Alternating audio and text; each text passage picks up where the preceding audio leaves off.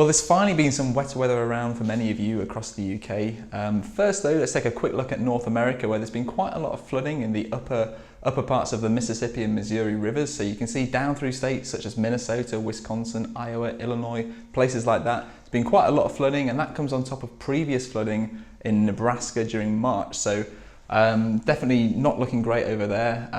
4 out of the top 6 corn producing states in the US behind on their corn harvesting as well. So that's just something over in the US. Closer to home though, we've also had a lot of rain. Perhaps been a bit more welcome though than it has been over there. You can see here the radar loop from Wednesday the 8th of May. Plenty of rain across northern Britain, these scattered showers across the south. Some of those red dots there turn to thunderstorms as well, so quite a lot around in the way of that for sort of many parts of southern Britain. And in fact, for our region, it was the wettest day for the past 12 months. So that 15.4 millimetres there, that's averaged across all the weather stations in the region for Wednesday.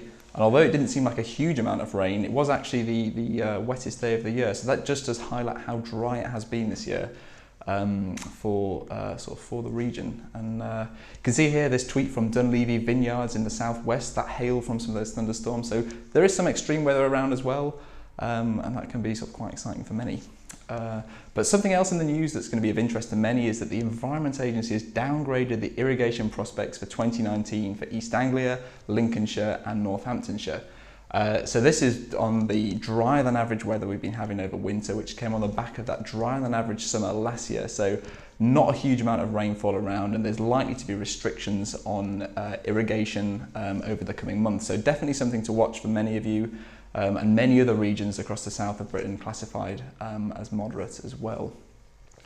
So taking a quick look over the next few days, this is the jet stream as it has been bringing that wetter weather this week, more unsettled conditions, but that's going to begin to drift northwards. You can see here higher than average pressure building across Britain, bringing more drier, settled conditions for many. So a bit more detail here, that's that low pressure moving away to the east across parts of France, the Low Countries, into Europe. High pressure to the northwest beginning to build, moving eastwards across Britain by Sunday into the North Sea. There will still be a few showers around though, but generally drier for most places, and still chilly though in places. So northern Britain over the higher ground particularly, chance of seeing a few air frosts. Down into the south, still potential for a grass or ground frost, even though it is the middle part of May. So definitely something to watch. Watching the forecast for many of you as well. And although many of you will be wanting to see a lot more in the way of rain, those that are out wanting to get some spraying done, the next few days are going to be a good opportunity for that. So these green colours here indicating the ideal spraying conditions. So that's light winds, dry conditions, and as you can see there's plenty of that about over the next few days, and not just for our region, for the whole of the UK. There's going to be plenty of opportunities to get out there and sort of get a bit of spraying done. And now's a good time to point out WQ radar. If you are out spraying in the fields and it's looking like a shower or two might pop off and you want to check on the sort of nearest wind speeds, log on to the app. You can get the up-to-date information for the region and sort of see what's changing near you. And if you're interested in thunderstorms as well, you can get lightning alerts and see if there's any around in your sort of region to track as well.